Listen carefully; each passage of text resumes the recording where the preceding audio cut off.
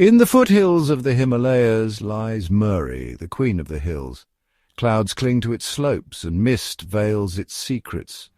Winding roads snake through pine forests, leading to colonial villas and bustling markets. But as dusk falls, shadows deepen and the air grows thick with mystery. The mist muffles sound, carrying whispers of the past. Murree's beauty is a delicate veil. Behind it, stories linger, waiting to be discovered.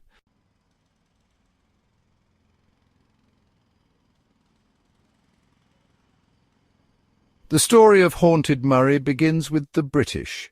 In the mid-19th century, they sought refuge from the scorching Indian sun. They carved a town out of the wild Himalayan forest. It was meant to be a little piece of England, a sanatorium for their soldiers and a summer capital for their administration. They built charming cottages with gabled roofs, grand churches with towering spires, and manicured gardens that defied the rugged terrain. They brought their families, their customs and their way of life to this remote mountain outpost, but in creating their idyllic retreat, they also sowed the seeds of its haunted legacy. The solitude was a double-edged sword. Life for the British in Murree was one of stark contrasts. It was a life of formal balls, garden parties and polo matches set against a backdrop of immense isolation.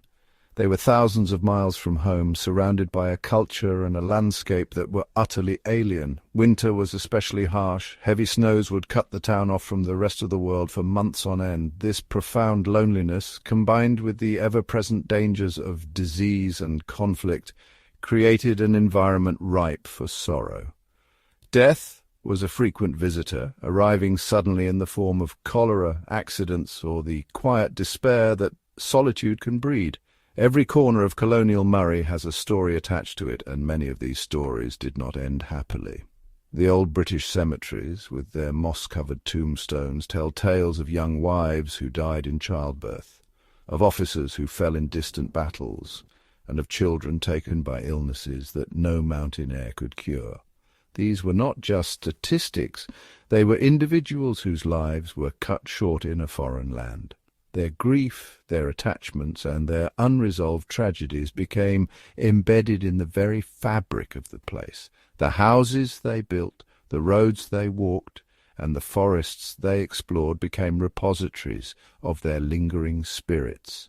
This colonial past is not just a historical footnote, it is the source code for Murree's most enduring ghost stories. The tales are not just random, spooky encounters, they are echoes of specific historical traumas. The phantom horseman sighted on a lonely road is said to be a British officer who met a violent end. The spectral lady weeping in a hotel corridor is believed to be a colonial wife, mourning a lost love. These legends are the town's way of remembering a past soaked in grief and displacement. They serve as a constant reminder that the Queen of the Hills was built on a foundation of both imperial ambition and profound human suffering.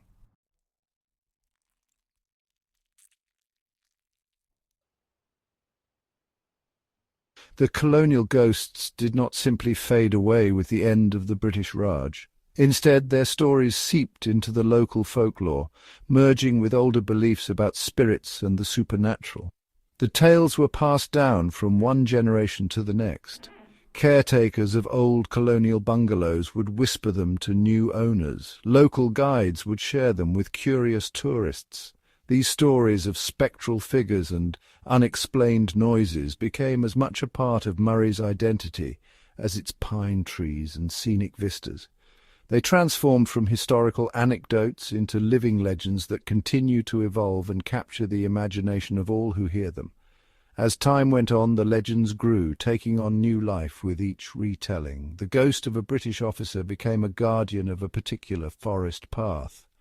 The sorrowful spirit of a colonial woman became a cautionary tale for young lovers. These stories were no longer just about the British, they became part of the local cultural landscape. They were woven into the daily lives of the people of Murree, influencing where they would build, which roads they would avoid after dark, and how they explained the strange creak of a floorboard on a stormy night. The ghosts of the empire had, in a sense, been claimed by the land they once ruled. Today, these legends are more alive than ever. In the age of social media, a single eerie photograph or a shaky video clip can travel the world in an instant, adding a new layer to a century-old tale. Tourists visiting Murree now arrive not just with guidebooks, but with a list of haunted locations they have read about online. They actively seek out the thrill of a potential supernatural encounter, hoping to capture their own piece of Murree's ghostly fame. This modern fascination ensures that the whispers in the pines are not fading, but are instead growing louder, amplified by the digital echo chamber of the 21st century. So what is it about this place? Is it merely the power of suggestion, fueled by the town's dramatic scenery and isolated atmosphere? Or is there something more? Is it possible that the immense weight of history, the accumulated sorrow of generations, has left a tangible imprint on the environment? Are the ghostly sightings and eerie sounds simply tricks of the mind, or are they genuine echoes of a past that refuses to die? As we journey deeper into the haunted history of Murree, we will explore these questions, seeking to understand why, in these misty hills, the dead do not seem to rest in peace. Among Murree's colonial-era cottages, none is more chilling than Uncle Tom's cabin. In 1854, General R. Barter rode past this house on a dark, silent night. He encountered a lone, rigid horseman on a magnificent steed, gliding silently through the mist. Only later did Barter learn the cottage had been the site of a brutal murder. Its owner, a British officer, killed by his servant. Locals say the officer's spirit still rides these misty roads, haunting Murree for generations.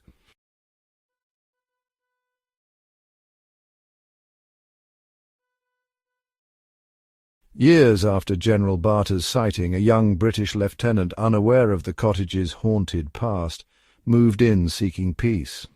At first, all was calm. But soon, nightly phantom hoofbeats shattered the silence and chilling disturbances crept inside. One stormy night, the terror-peaked unseen hooves circled the cottage, driving him to flee at dawn. He left in haste, another victim of Uncle Tom's cabin's restless spirit.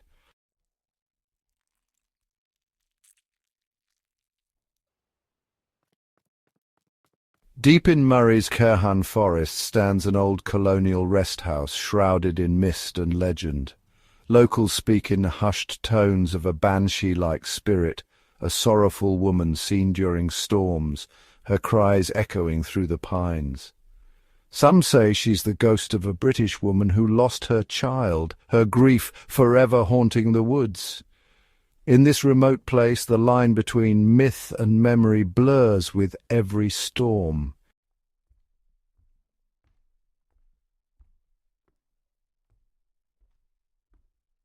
The Charon Rest House is steeped in stories, tales passed down by generations of caretakers, and shaped by the strange behavior of animals after dark.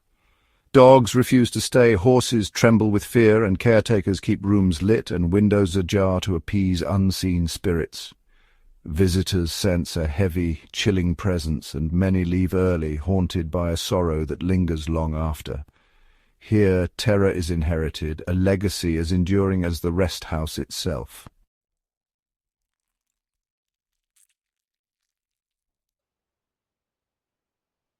In the misty hills of Patriata, a family's winter retreat turned chilling when they heard urgent whispers from the stone walls of their rest house.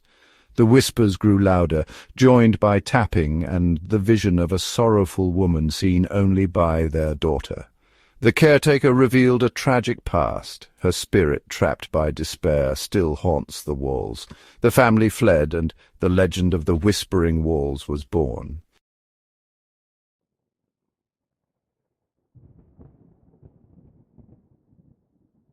The Patriata case is significant because it connects Murree's haunted legacy directly to the present day. It demonstrates that the forces that create these legends, tragedy, isolation, and strong emotional imprints, are not confined to the colonial era. The story of the Whispering Walls resonated deeply with a modern audience, spreading rapidly through social media and paranormal investigation forums. It was a classic ghost story, complete with a tragic backstory and credible first-hand witnesses, but it was happening now.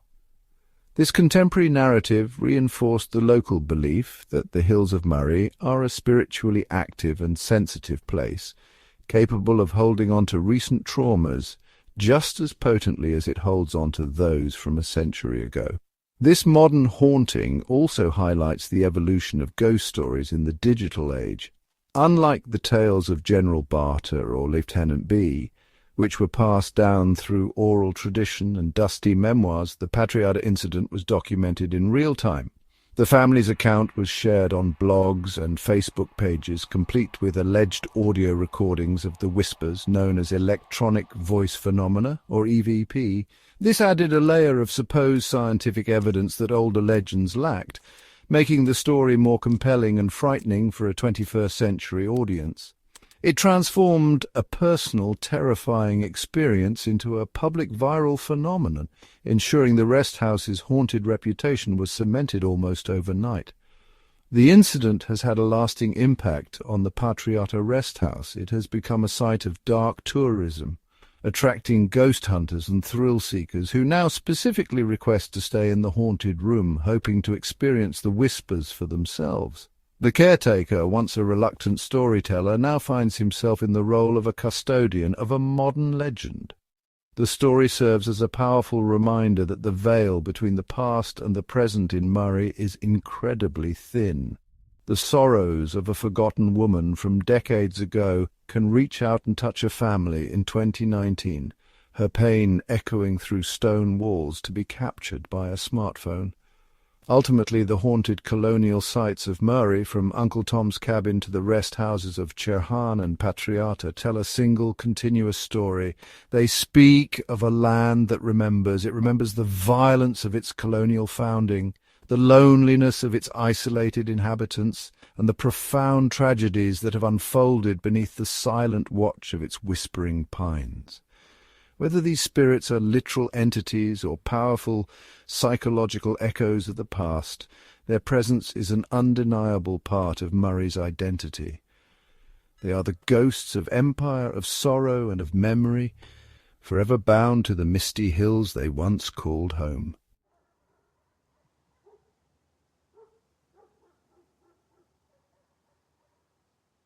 In Murree's misty pine forests, the legend of the Lady in White endures.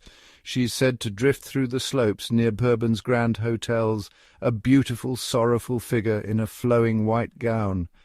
Her story is one of forbidden love and tragic betrayal, her spirit forever searching among the trees. For locals and tourists alike, she is both a haunting presence and a poignant reminder of the past.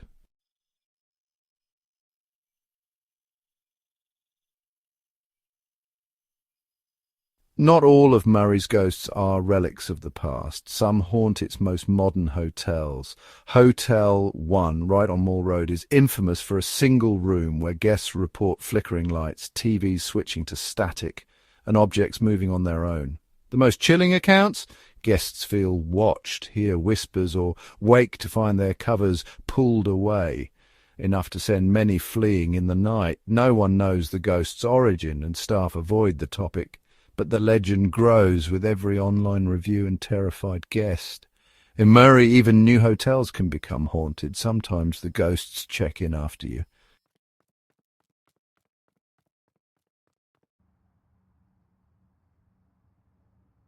Murree's most famous urban legend isn't tied to a building, but to the lonely, foggy Murree Expressway.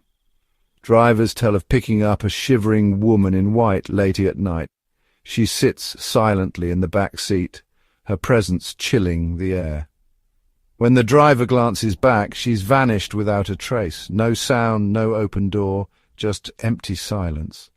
Locals say she's the ghost of a woman who died on that road, forever seeking a ride home. The story spreads, each retelling adding to the legend's eerie power. On Murree's roads, you never know who or what might be waiting in the mist.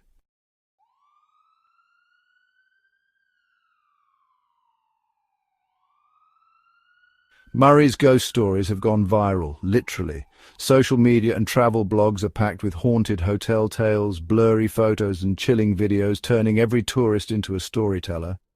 Hashtags like #MurrayHaunted fuel a digital echo chamber, blurring fact and fiction and drawing paranormal seekers from around the world. The more people hunt for ghosts, the more the legends grow. Murray's supernatural reputation now lives online as much as in the hills. In the digital age, Murray's ghosts haunt both the forests and your feed.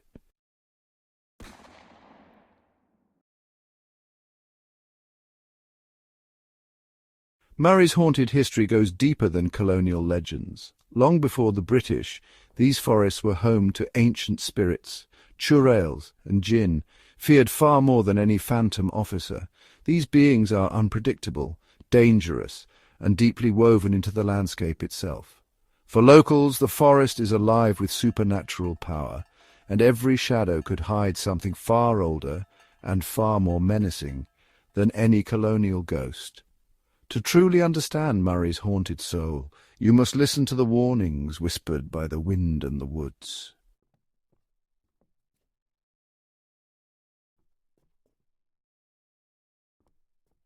Among South Asia's most feared spirits is the Churale, a vengeful woman with backward feet luring men to their doom. She appears beautiful, but her twisted feet betray her true nature. By the time you notice, it's too late.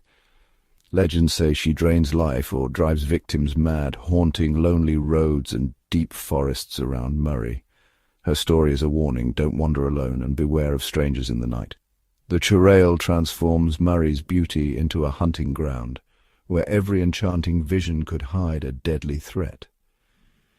In these hills, fear of the Churale keeps the bravest souls close to home after dark.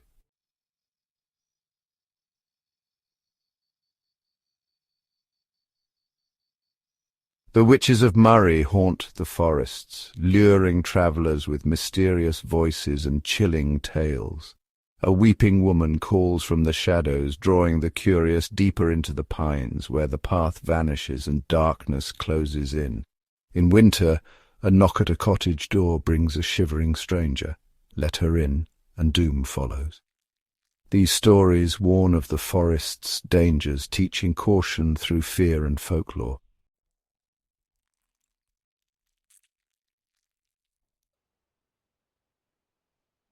In Murray's misty hills, tales speak not just of vengeful spirits, but of jinns, supernatural beings made of smokeless fire, living unseen among us. Jinns are said to haunt deep forests, high peaks, and abandoned ruins, fiercely guarding their territory. They're powerful shapeshifters, sometimes a black dog, a snake, or even a human. Locals avoid certain paths after dark, reciting prayers for protection, always wary of the unseen inhabitants of these hills. In Murree, the jinns are a constant, invisible presence, reminding us we're not alone here.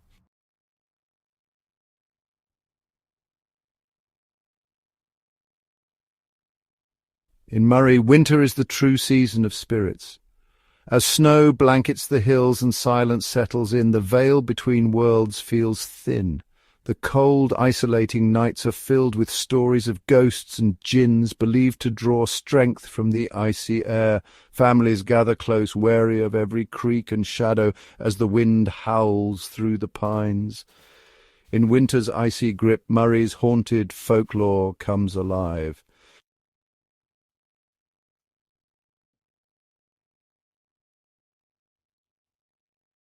In Murree, British-era cemeteries are more than burial grounds. They are haunting reminders of a colonial past, hidden among misty pines and mossy stones. Here, faded inscriptions tell stories of young officers, mothers and infants lost to time. Locals believe these gardens of the dead are watched over by sorrowful spirits, and so, out of respect and fear, the graveyards remain undisturbed, their melancholy beauty preserved in silence.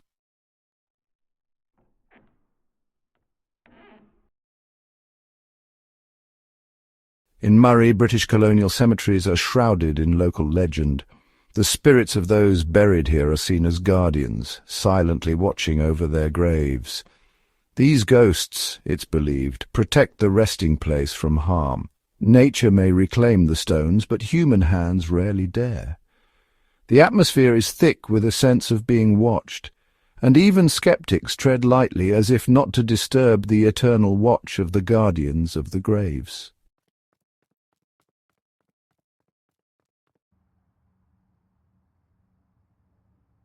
In Murree's misty hills, stories linger. Colonial bungalows, ancient forests, and moss-covered tombstones whisper of loss and memory. The fog carries echoes of love, grief, and longing, binding past and present. Whether or not you believe in ghosts, Murree's haunted legacy makes history feel alive, connecting us to those who walked these paths before. The echoes in the mist are the echoes of ourselves, our love, our sorrow, and our search for peace.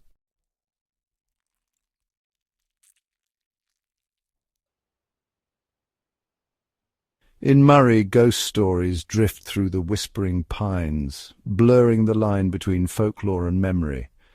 Are they just tales, or do the spirits of the past truly linger in the mist? These legends connect us to history, reminding us we are only temporary residents among the memories of those who came before.